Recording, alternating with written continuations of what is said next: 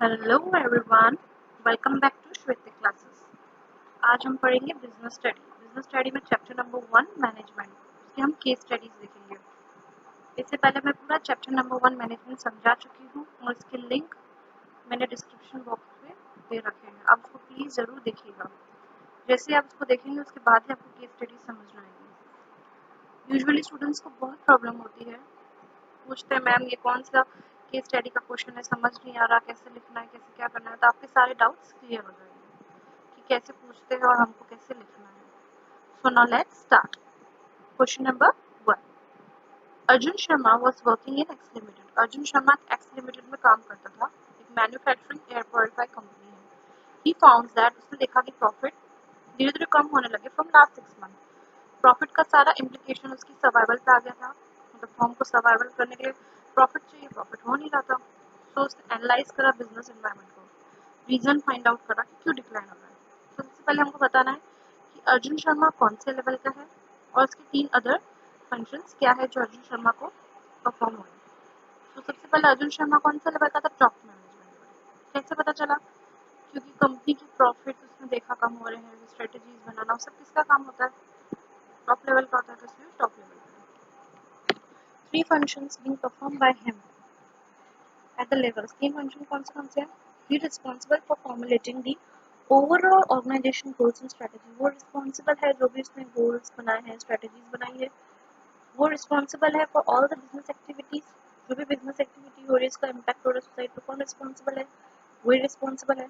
And he has to coordinate, उसी को coordinate करना है सारी activities of different department so that common goal achieve हो सके। तो इन शॉर्ट आपको कैसे पता चला ये टॉप लेवल का है? क्योंकि उसको उसने फाइंड आउट करा ना प्रॉफिट कम हो रहे हैं, प्रॉफिट का इम्प्लीकेशन क्या हो रहा है, कहाँ पे हो रहा है ना। Next, Sumit Mukherjee has recently join AMD limited, a company manufacturing refrigerator. यानी सुमित ने कंपनी ज्वाइन करी जो रेफ्रिजरेटर मैन्युफैक्चर करती है। He found that his department, उसने देखा कि अंडर स्टाफ है, ज़्यादा लोग नहीं है वर्किंग में, अदर डिपार्टमेंट एक दूसरे से कॉपरेट नहीं कर रहे हैं, स्मूथ फंक्शनिंग नहीं हो रही है। Therefore, उसने सोचा ही इंश्योर दैट इस डिपार्टमेंट हैज टू, उसने सोचा कि अच्छे खासे एम्प्लॉयज होने चाहिए, कॉपरेशन होना चाहिए। तो आपको पहले बताना है कि सुमित कौन से लेवल पे है और ऐसे 3 वो कौन से फंक्शन है जो उसको परफॉर्म करने चाहिए। सिंपल, सुमित कौन से पे? मिडिल लेवल पे। और उसको 3 चीजें क्या करनी चाहिए? He has to assign the duties, उसको ड्यूटी रिस्पॉन्सिबिलिटी देनी चाहिए to the person in this department. उसको लोगों को मोटिवेट करना चाहिए इन इस department to achieve his desire objective so that objective fulfil हो। He has to interpret the policies, जो भी पॉलिसी बनाई गई है टॉप मैनेजमेंट वो उसको इंटरप्रेट करने के लिए लोअर मैनेजमेंट को। तो ये 3 जब सही से होंगे तब उसकी ये जो प्रॉब्लम्स है वो सॉल्व होगी। Clear? Now, Ajay father is working as a section incharge in a government office. Ajay father is a section incharge की तरह है। ध्यान देना, सेक्शन इंचार्ज है, इसमें ये नहीं बोला है कि मैनेजर है या कोई बड़ी पोस्ट का है। इन शॉर्ट ये कौन से लेवल का हो गया? लोअर लेवल का। और लोअर लेवल का उसके क्या और 5 फंक्शंस करने चाहिए बता दो, तो लोअर लेवल के बता दो क्या क्या करने चाहिए। He has to directly oversees the efforts of workforce, उसको वर्कफोर्स के एफर्ट देखने चाहिए, उसको लिंक बैठाना चाहिए वर्क और मिडिल लेवल के बीच में। लोअर लेवल का यही होता है। He has to ensure sufficient, उसको ध्यान देना चाहिए प्रॉपर रिसोर्सेज है कि नहीं, क्वालिटी अच्छी है कि नहीं आउटपुट की, उसको गाइडेंस देनी चाहिए, ट्रेनिंग देनी चाहिए वर्कर्स को, उसको इंश्योर करना चाहिए गुड वर्किंग कंडीशन है कि नहीं। मतलब हमको जो लोअर लेवल वाले जो होते हैं उनको क्या क्या चीज़ देखनी चाहिए वो हमको पॉइंट्स लिखने हैं। क्लियर? इस तरीके। Okay, now let's start question number 4। Mega limited manufacture water heaters. Mega limited water heaters बनाती है। In the first year of its operation the revenue earn by the company was just sufficient to meet its cost. First year जितना revenue earn कर रही थी वो उसके cost को recover कर रहा था। To increase the revenue, revenue बढ़ाने के लिए कंपनी ने उसकी रीजंस बिहाइंड एनालाइज करे। After analysing the company decided, company ने क्या डिसाइड करा? To reduce the labour cost. Company ने सोचा लेबर कॉस्ट कम करते हैं, हम क्या करते हैं मैन्युफैक्चरिंग बैकवर्ड एरिया में करते हैं जहाँ पे लेबर हमको थोड़े सस्ते मिलेंगे। To start the manufacturing solar water heaters, solar water heaters बनाते हैं सो दैट उससे क्या होगा? And the reduce the production of electric water heater slowly. जब सोलर वाटर हीटर आएंगे तो हम लोग धीरे धीरे प्रोडक्शन इलेक्ट्रिक वाटर हीटर्स का क्या हो जाएगा? कम हो जाएगा। This will not only help in converting the risk, ये सिर्फ रिस्क कन्वर्ट नहीं करेगा बट अदर ऑब्जेक्टिव्स भी मीट होंगे। क्वेश्चन आया समझ में? अब हमको बताना है कि कौन से ऑब्जेक्टिव डिस्कस करे गए हैं और इससे आपको क्या पता चलता है कंपनी कौन सी टू वैल्यूज जो लेके चल रही है, कम्युनिकेट करना चाहती है सोसाइटी को। सो टू ऑब्जेक्टिव सबसे पहले कंपनी जो फुलफिल कर रही है, the objective of the management discuss about our organizational objectives and social objectives. An organization strives to achieve multiple organization objectives in the interest of stakeholders like owners, employees, etc. The main organization objectives are survival, profit and growth. अब company को क्या करना था, जैसे company profit earn कर रही थी but survival के लिए उसको और रेवेन्यू इंक्रीज करना, क्यों करना है, क्योंकि ऑर्गेनाइजेशन ऑब्जेक्टिव अचीव करना है इसलिए। Next, social objective. It is the obligation of every organization to undertake such activities which will benefit the society at a large. ये सोशल ऑब्जेक्टिव एक तरह से पूरा कर रही है। अगर ये बैकवर्ड एरिया में कर रही है तो बैकवर्ड एरिया अपलिफ्ट हो रहा है, इको फ्रेंडली टेक्निक यूज कर रही है, तो ये भी क्या है, सोशल ऑब्जेक्टिव है। Contributing towards weaker sections of the society, जैसे उसको बैकवर्ड एरिया पे कर रही है। जनरेटिंग, इससे क्या होगा, एम्प्लॉयमेंट अपॉर्चुनिटीज भी जनरेट होगी, लिटरेसी भी प्रमोट होगी, यानी ये कंपनी दो चीजें पूरी कर रही है। True values of the company wanted to communicate to the society are rural development, company क्या कर रही है, बैकवर्ड एरिया को अपलिफ्ट कर रही है, और इन्वायरमेंट सस्टेनेबिलिटी, मतलब जैसे उसने बोला ना वो सोलर यूज कर रही है इलेक्ट्रिक के बदले, eco friendly technique means. Now ये क्वेश्चन बहुत इंपॉर्टेंट है, क्वेश्चन नंबर 5। इसमें मैंने हर टाइप के क्वेश्चन दिए, जैसे बताया Ritu is the manager of northern division of large corporate. Ritu कौन है, मैनेजर है, ये लाइन याद रखना हमको। वो मैनेजर कहाँ की है, northern division of large corporate house. At what level, कौन से लेवल पे वर्क करती है, उसके फंक्शंस क्या, हमको लेवल बताना है। Now your grandfather has retired from an organisation in which he was responsible for implementing the plan developed by the top management. Top management ने प्लान बनाया, उसको इम्प्लीमेंट करना, तो उसके नीचे से कौन आता है, मिडिल लेवल। तो कौन सा लेवल हो गया, मिडिल लेवल। उसका एक फंक्शन बता दो। अब मैनेजर्स कौन से लेवल में होते हैं, मिडिल लेवल में, तो उसका बेसिक फंक्शंस बता दो। Deepak father has retired, Deepak father कौन से रिटायर हो गए, वो कौन थे, पहले परचेज मैनेजर थे। अगेन मैनेजर कौन से लेवल पे आता है, तो हमको पहले वो बताना है एट व्हाट लेवल, और उसके अगेन फंक्शंस बताने हैं। Now Dheeraj is working as a operation manager in TIFCO limited. Name the manager level, again कौन से लेवल पे वो वर्क करता था, उसके फंक्शंस बताओ। Rajat is working as regional manager in TIFCO. It means मैंने क्वेश्चन क्यों लिया है, मैनेजर्स आए, चाहे परचेजिंग मैनेजर हो, कोई भी मैनेजर हो, कोई टॉप मैन टॉप आपको डायरेक्ट ऑर्डर दे रहा है तो मिडिल को ही देगा, तो हमको ऐसे लेवल्स बताने हैं। अब वो रितु हो, ग्रैंडफादर हो, दीपक फादर हो, धीरज हो, रजत हो, सारे के सारे किसमें एग्जाम्पल्स हमारे मिडिल में थे, और मिडिल लेवल के चार कोई भी फंक्शंस बताने हैं। First, he has to ensure that his department has necessary staff, middle level को ध्यान देना पड़ता है। He has to assign the duties and responsibility to people in the department, उसको ड्यूटी एंड रिस्पॉन्सिबिलिटीज देनी पड़ती है।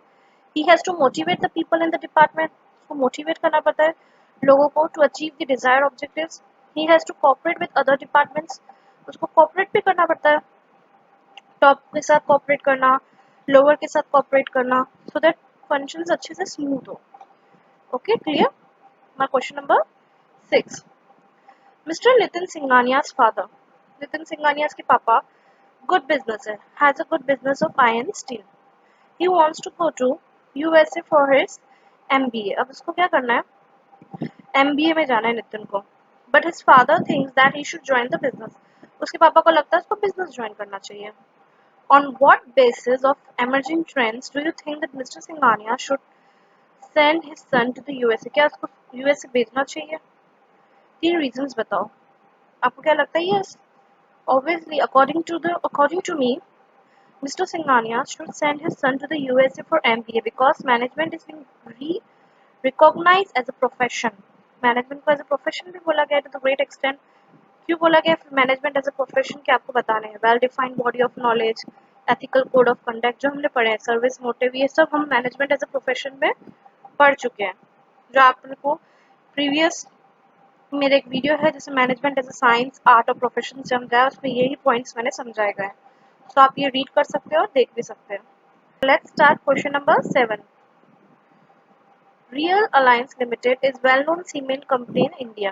Well-known cement company है इंडिया में, it is able to earn adequate revenue to cover the cost, अच्छा खासा revenue earn करती है, कॉस्ट कवर कर देती है. Its capital base, numbers of employ and the production turnover has increase, इसका सब कुछ बढ़ रहा है, एम्प्लॉयज बढ़ रहे हैं, कैपिटल बेस, टर्नओवर सब कुछ बढ़ रहा है over the year. The rate of profitability of the business is also credible, profit भी अच्छा खासा हो रहा है. The employees of the company are happy, employees खुश हैं, satisfied है with their remuneration, working conditions, promotion policy, etc. As a part of the moral obligation, the company has taken many initiatives for providing employment to specially able persons and promoting literacy in village adopted by it. Company ने अपने क्या बोलते हैं बहुत अच्छे से moral obligation से पूरे करे गए हैं, इनिशिएटिव्स लिया है, जो पढ़े लिखे लोग हैं विलेजेस में उनको आगे लेके आई है कंपनी. तो हमको बताना है कंपनी ने क्या क्या ऑब्जेक्टिव फुलफिल करे. आपको ये क्वेश्चन पढ़ के ही पता चल जाना चाहिए कि इसने क्या क्या ऑब्जेक्टिव पूरे करे. 2 वैल्यूज बताना है जो कंपनी सोसाइटी को बोलना चाहती है. क्लियर. सबसे पहला अगेन ऑर्गेनाइजेशन ऑब्जेक्टिव, अगर कंपनी अगर अच्छे से सर्वाइव कर रही है, ग्रोथ कर रही है, प्रॉफिट कर रही है, तो उसने अपना ऑर्गेनाइजेशन ऑब्जेक्टिव पूरा कर दिया. तो आप समझा दो पूरा ऑर्गेनाइजेशन ऑब्जेक्टिव्स क्या है. An organization strives to achieve multiple organizational objectives, mainly survival, growth, and profit. Survival, it is able to earn adequate revenue to cover the cost. हम लोग को पढ़ा था. Capital, it capital based numbers of employees and production turnover has increased manifold over the year. ये भी हम लोग को पढ़ा था. प्रॉफिट भी उस कंपनी का क्या हो रहा था, बढ़ता जा रहा था. तो उसने तीनों चीजें पूरी करी. पर्सनल ऑब्जेक्टिव्स उस क्वेश्चन में से हमको ये सब उस क्वेश्चन में से ही मिल रहा है. पर्सनल ऑब्जेक्टिव कैसे पूरे करें. This objective relate to the needs of the employ of the organisation which must be given due consideration. The employees of the company are happy, हमने लाइन पढ़ी थी उधर, तो ये लाइन बताई गई कि ये वाली जो लाइन है पर्सनल ऑब्जेक्टिव बताती है. कौन सी line. The employees of the company are happy and satisfied with their remuneration, working condition, promotion policy, etc. फिर कंपनी ने सोशल ऑब्जेक्टिव भी पूरा करा था. It is expected that every organization should undertake certain initiative for the welfare of society at the large. वो होता है social objective. इसमें सोशल ऑब्जेक्टिव क्या पूरा हुआ था. एज अ पार्ट ऑफ इस moral obligation the company has taken many initiative for providing, इसने एम्प्लॉय अपॉर्चुनिटी दी थी स्पेशली किन लोगों को, जो पढ़े लिखे गांव में होते हैं उनको.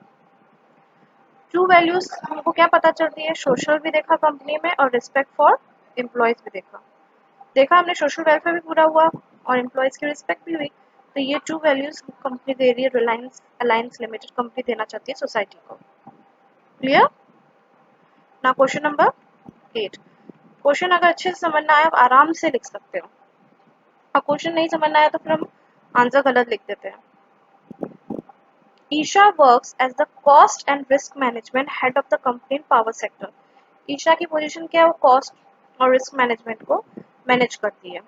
As a result of her excellent managerial competence the company is able to reduce the cost and increase the productivity. उसकी वजह से कंपनी कॉस्ट कम कर लेती है, प्रोडक्टिविटी ज़्यादा हो जाती है. The company belongs to the infrastructure sector. Company कहाँ पे है, इंफ्रास्ट्रक्चर कंपनी है. Where regular amendments are made in the government, regular amendments करती रहती है जहाँ पे. She holds the regular meeting भी लेती है to ensure that people in her department are not only aware of the related changes but also able to adapt these changes effectively. वो ये कोशिश करती है कि लोग चेंजेस को समझे भी नहीं, अच्छे से अपना भी ले. This help the company to maintain competitive edge. इससे क्या कंपनी मार्केट में कंपटीशन में है. She motivates and leads her team in a such a manner that individual members are able to achieve personal goal. ये इस तरीके से करती है कि इंडिविजुअल पर्सनल गोल भी करता है और ओवरऑल ऑर्गेनाइजेशन गोल भी, ऑब्जेक्टिव भी अचीव हो जाता है. In the process of fulfilling her duties for the growth of the organization, she helps in providing competitive services. Competitive market में कॉम्पिटिटिव सर्विसेज प्रोवाइड में हेल्प करती है, न्यू टेक्नोलॉजी में एम्प्लॉयमेंट अपॉर्चुनिटी जनरेट करती है for the greater good of the people at the large. मतलब ये सारा रोल किसका, ईशा का, वो ध्यान देती है. तो हमको बताना है, आइडेंटिफाई करना है various reason that have made management an important by quoting. वो लाइन्स में से बताना है अलग अलग रीजन जो बहुत है ना मैनेजमेंट की जो इम्पोर्टेंस हाईलाइट करते हैं. The various reasons mentioned in the above paragraph that have management so importance are first. Management में क्या हो रहा है, एफिशिएंसी बढ़ रही. वो किसका काम क्या था, वो क्या करती थी, कॉस्ट को कम करती थी, प्रोडक्शन को ज़्यादा करती थी. तो उसमें से एक ये जो लाइन थी, as a result of her excellent managerial competition the company is able to reduce the cost and increase the productivity. पहले हमने समझाया है मैनेजमेंट इंक्रीज एफिशिएंसी का मतलब क्या होता है और कौन सी लाइन है. Now management creates a dynamic organisation, हमने पढ़ा था डायनामिक मतलब आज के चेंजेस को लेके चलना, so that it is able to incorporate the corresponding changes in it working with any changes in the business environment. मैंने समझा दिया कि मैनेजमेंट को डायनामिक ऑर्गेनाइजेशन को लेके चलना पड़ता है सो दैट बिजनेस में इसका कंटिन्यू होता रहे। अब इस पैराग्राफ में कहा था the company belongs to infrastructure company, infrastructure company है जहाँ पे रेगुलर अमेंडमेंट्स होते हैं, वो मीटिंग हेल्ड करती है, हमने पढ़ा था, और यही की यही कम्युनिकेट करती है लोगों को और कोशिश करती है कि वो उसको अडॉप्ट कर सके, पूरा वही लिखा है। Now management helps in achieving personal objective of the employees in the organisation. Management का एक और इम्पोर्टेंस होता है कि लोगों के पर्सनल ऑब्जेक्टिव भी पूरे होते हैं। सेम उसमें एक और लाइन थी, शी मोटिवेट करती है अपनी टीम को, लीड करती है और कोशिश करती है पर्सनल ऑब्जेक्टिव के साथ साथ ऑर्गेनाइजेशन ऑब्जेक्टिव भी हो, एम्प्लॉयज को अच्छा रेम्यूनरेशन मिले, वर्किंग कंडीशंस मिले, प्रमोशन मिले। Okay, next, management helps in development of society bye contributing effectively towards in multiple way. Society को भी लेके चलना, तो हमने देखा था इस पैराग्राफ में वो क्या करती है, न्यू टेक्नोलॉजी को अडेप्ट करती है, एम्प्लॉयमेंट अपॉर्चुनिटी जनरेट करती है, तो उससे क्या हो रहा है, हमारी सोसाइटी डेवलप हो रही है। तो हमको इसी पूरे क्वेश्चंस में लाइन पिकअप करनी है कि कौन सी लाइन कौन सा इंपॉर्टेंस हाईलाइट करती है। क्लियर, ऐसे क्वेश्चन को समझो अच्छे से। Ram Arjuna joins an IT firm as a system analyst after completing his masters in computer science. Computer science complete करके राम अर्जुन ने IT firm join कर दिया. As the nature of his work demands, he has to work in very close coordination with all the department heads in the firm. उसका work ही ये था, उसको सबके साथ कोऑर्डिनेट करके सारे डिपार्टमेंट हेड से वर्क करना पड़ता था. Very soon, Ram Arjuna realizes that each department has own individual style of working. उसने देखा सबका individual style of working सबका अलग अलग है. They differ greatly in their day-to-day approach to work. सबका अलग अलग तरीका है काम करने का. They tend to deal with a given situation, an issue or a problem through combination of their own experience. हर कोई अपने experience, creativity, imaginations and initiative अपना आइडिया से वर्क करता है. तो हमको बताना है identify and explain the nature of management, highlighted कौन सा मैनेजमेंट का नेचर बताया. Answer number 9, in the above case management is being considered as an art. हम इसको आर्ट क्यों मान रहे हैं, क्योंकि हमने देखा था राम अर्जुन है वो देखता है कि सबका अपना अपना डिफरेंट स्टाइल है वर्क करने का, सबकी creativity, imagination, initiative, ideas, innovation सबके अपने ओन एक्सपीरियंस के हिसाब से है. तो ये किससे बताता है, मैनेजमेंट एज एन आर्ट बताता है. जैसे आपको पता चलता है मैनेजमेंट आर्ट क्या है, आर्ट को डिफाइन कर दो और मैनेजमेंट एज एन आर्ट के पॉइंट्स लिख दो. ये मैंने लिखे हैं थ्योरी वाले पॉइंट्स. अगर आपको ये नोट्स चाहिए हो कमेंट बॉक्स में ईमेल आईडी लिख दीजिए, मैं आपको सेंड कर दूंगी. और मैं ये सब प्रीवियस वीडियोस में समझा चुकी हूँ. ना question number 10, Kartik joins a garment factory as an plant supervisor in Lucknow. उसने गारमेंट फैक्ट्री ज्वाइन करी लखनऊ में, क्या बना वो plant supervisor. Note down this point. Here उसने देखा, he observed that the output of some worker is very low as compared to the standard to set their performance. On analyzing the reasons for the same, he finds out that a lot of the time of the worker is wasted in getting the requisite material issue from the store.